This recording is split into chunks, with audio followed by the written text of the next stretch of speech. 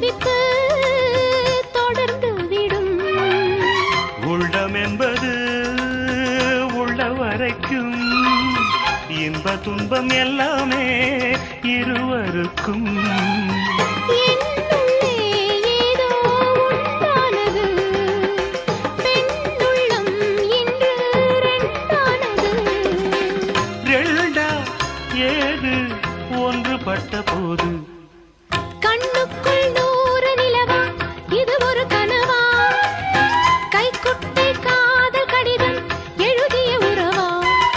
நாணம் விடவில்லை, தொடவில்லை, ஏனோ விட இன்னும் வரவில்லை. ஐயர் வந்து சொல்லும் தேதியில் தான் வார்த்தை வருமா? ஐயர் வந்து சொல்லும் தேதியில் தான் வார்த்தை வருமா?